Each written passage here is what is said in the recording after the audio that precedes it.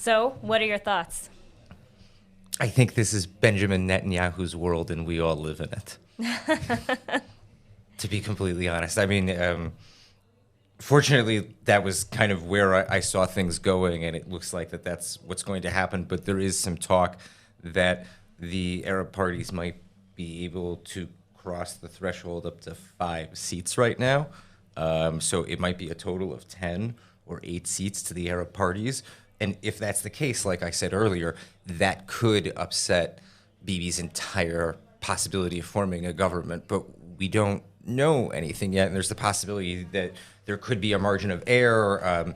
Earlier today, like we were saying, and I know you guys have mentioned it multiple times, this was one of the highest voter turnouts since 1999. And earlier today, they were saying there was an extremely low Arab voter turnout, which didn't really make much sense to me because since 2 elections before this crazy cycle, the Arab voter rate had been steadily rising. So I would actually assume that if I'm an Arab Israeli that has the ability to vote in Israel, which all Arab Israelis do, I would be taking this election very seriously because I would understand that the future of the country is actually going to be depending on the Arab vote. And that's a new situation for Israel to be in, which is very interesting, and that adds a great deal of nuance that's necessary to reading the political landscape and making a correct political assessment. So I mean, like if, just thinking about what I said earlier, you always get political pundits going on television just saying whatever comes to mind without taking the full account of the political field into what they're saying. And I think it's very important right now that that be taken into account. We have no idea what is going to happen with the amount of votes that the Arabs will receive. And if they receive 8 to 10 mandates, that's huge. I mean, that's more mandates, I believe, than any of the Arab parties have ever received in combined. I mean, that would be the largest Arab bloc, I think, in Israeli history, unless I'm wrong. Well, Ram and the Joint List together had 10 last time in the 4th government. Right. And in one of the previous governments that didn't last. I mean, one of the previous election cycles, they actually climbed all the way to 13 seats. Right. Oh, they did. They did. Okay. And what that does, I think you're bringing a very important point, is what that does is that it shrinks the number of seats for Zionist parties, either on the right or the left. And what that means is that it becomes harder for example, Netanyahu to get to 61 because it's not 61 out of 120.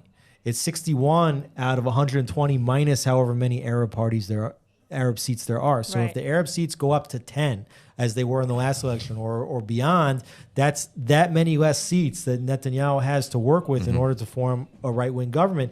And showing here in these polls that Netanyahu's bloc got 61 or 62 seats, that's not enough to definitively declare Netanyahu the victor, especially if the Arab parties or any of the other parties in the bloc might get 1 or 2 more seats after the actual counts take place. I mean, it's all going to depend on what type of government Gantz will be okay with forming if Bibi is not given the opportunity to form the government first.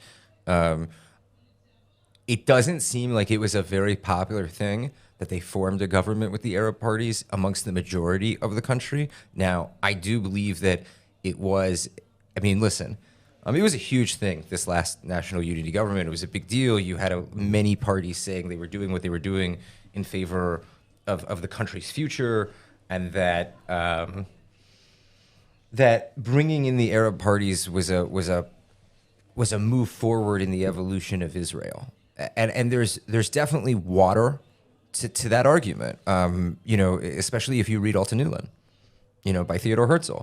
And I understood where Lapid and Bennett were coming from when doing what they did and rationalizing things the way they did and wanting to have, a move forward into the future that's the post-Netanyahu era.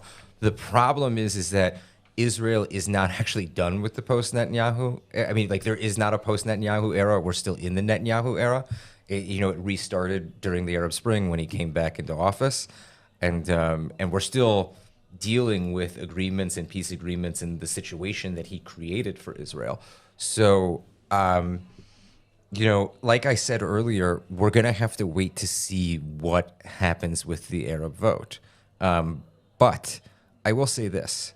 I don't think that Gantz is going to throw away the opportunity to have a steady four-year government as defense minister, okay, if he can form a government with Bibi. And I don't think Bibi is going to be so petty to not form a government with people just because they've messed around with him in the past. I mean, Bibi's the ultimate. When I was at the University of Arizona studying Israeli history, I had a teacher named Shlomo Aronson. His grandfather was the first chief rabbi of Tel Aviv, and he used to have this saying, Zionism is pragmatism. And you can't have Zionism without pragmatism. Bibi is the ultimate political pragmatist. But it looks like over the last cycles that the other members of the government had not been pragmatic. True. Yeah, and they would not sit with Netanyahu, not the other way around. I have a serious question for you. Do you think the majority of the public wants a sixth election? I don't think the Absolutely government not. wanted I don't think a anybody second, wants. third, Right. fourth, or fifth election. Yeah. The reason why I say that is because of the voter turnout today. It's very clear that the Israeli people are done with this. Maybe the opposite. Maybe if they're coming out to vote, they like voting and they'll be happy to vote next time it's a as well. testament to how much we love democracy here in Israel. It's a day off, right? There have been more elections in Israel than there have been in the rest of the Arab world in the last 100 years. But I do think Israelis are looking forward to a stable Yes. four-year Of course they government. The question is how that government's going to look like. So, Adam, we are almost out of time, and I want to hear your final thoughts for the evening. Here are my final thoughts. I do believe that Netanyahu will be able to form a government. I believe that he's probably going to bend over backwards to work with even the people that said that wouldn't work with him. It's always been a mistake. Especially, I just keep thinking of Shelley Yakimovich years ago. I will not sit with Netanyahu. Former head of the Labor Party. Former head of the Right. Labor Party. And it ended up being the biggest mistake that she made because she could have taken Avodah to new heights if she would have gone into that government.